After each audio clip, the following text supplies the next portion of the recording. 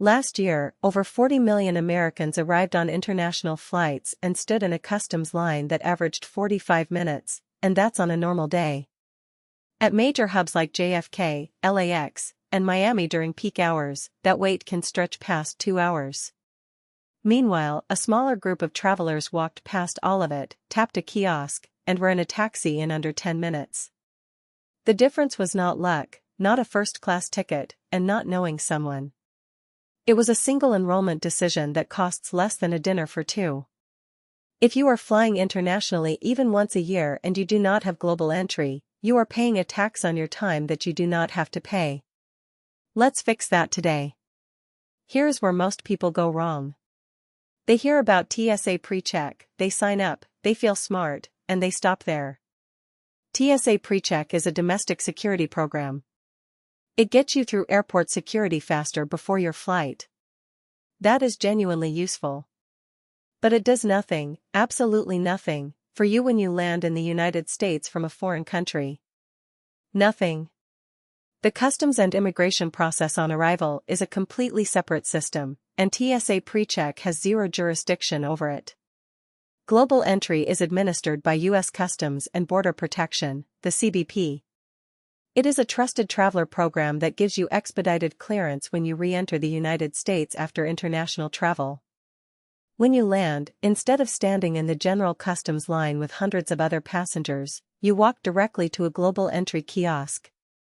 You scan your passport or U.S. permanent resident card, provide a fingerprint scan, answer a few on-screen questions about what you are bringing back, and you are done.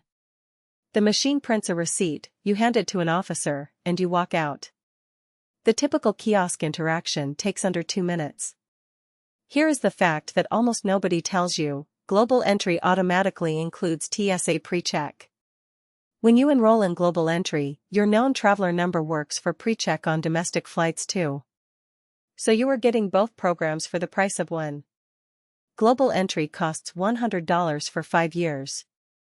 TSA PreCheck alone costs $85 for 5 years.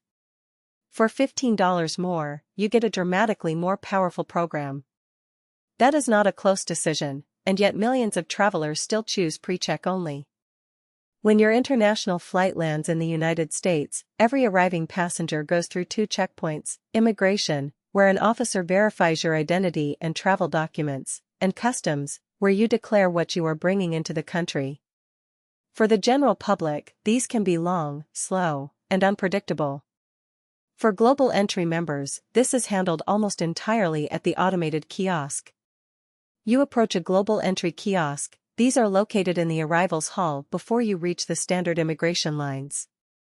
You do not wait in those lines at all. At the kiosk, you scan your travel document, place your fingers on the scanner, and the system verifies your identity against your enrollment profile. You answer the customs declaration questions on the touchscreen, similar to the old paper form, and the machine prints your receipt.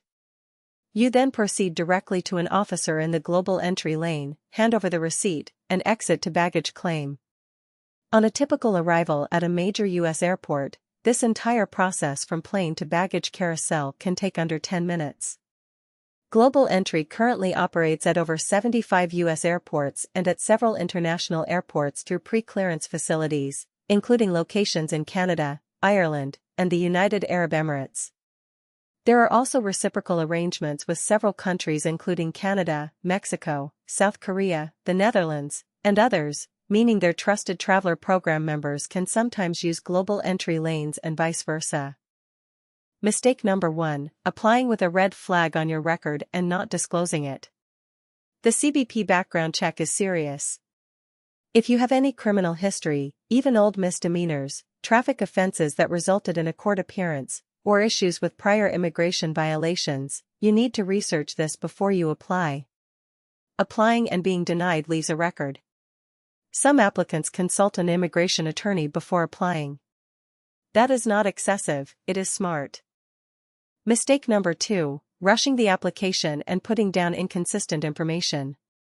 Your name, date of birth, and passport number must exactly match your official documents. A single typo can cause delays or a conditional denial that takes months to resolve. Mistake number 3, missing or delaying the in-person interview. After your application is conditionally approved, you need to complete an enrollment appointment at a global entry enrollment center. Many people do not realize they can complete this interview at an airport when they return from an international trip. These are called enrollment on arrival appointments. You can also complete enrollment at dedicated centers at many major airports. The mistake is waiting. CBP conditional approvals expire, and scheduling can take weeks at busy locations. Book your interview immediately after conditional approval. Mistake number 4, not knowing about the conditional approval window. You have 1 year from conditional approval to complete your interview. Miss that window and you start over, including paying again. Mistake number 5, assuming renewal is automatic. It is not. Global entry expires every 5 years. You can renew up to 1 year before your expiration date, and the smart move is to renew early because processing times have increased. Do not let your membership lapse, you will lose PreCheck too. Frequent international travelers treat global entry as a non-negotiable baseline. It is not a luxury, it is a tool. Here is how they maximize it. They apply the moment they start traveling internationally, not after they have been burned by a 2-hour customs line. They do not wait for a reason to apply. They apply because the math is obvious. $100 over 5 years is $20 a year, and it pays for itself in recovered time on the very first international return. They use credit cards that reimburse the application fee. Most premium travel cards, including the Chase Sapphire Reserve, the Amex Platinum, the Capital One Venture X, and many others, offer a statement credit for global entry. This means the $100 effectively costs you nothing if you have the right card. Smart travelers never pay out of pocket. They renew proactively. The moment their global entry hits the 4-year mark, they start the renewal process.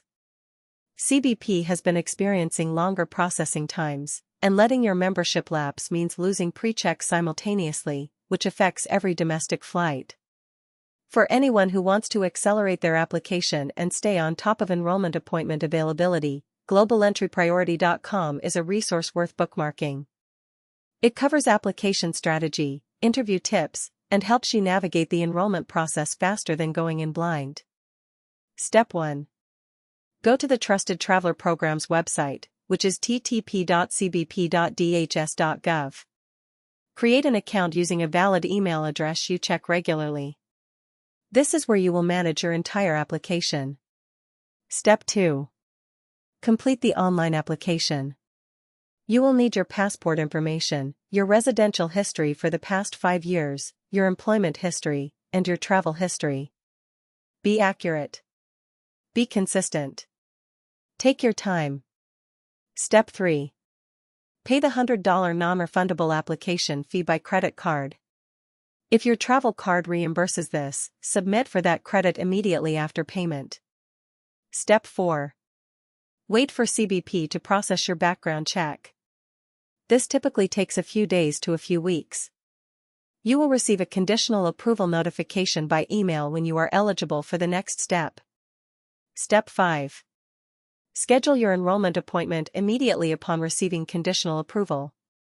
Log back into ttp.cbp.dhs.gov and find available slots. Choose the enrollment on arrival option if you have an international trip coming up. This is often the fastest path. Otherwise, find the nearest enrollment center and book the earliest available appointment. Step 6. Attend your appointment. Bring your valid passport and any other required documents. The appointment itself is brief, typically under 10 minutes. An officer will verify your documents, collect your biometrics, and confirm your enrollment. Step 7. Receive your known traveler number. This is the number you add to every airline booking to activate TSA PreCheck on domestic flights. Store it somewhere permanent, your phone notes, your email, and add it to your frequent flyer profiles. Step 8. Set a calendar reminder for year 4 to begin your renewal. Do not wait for an expiration notice.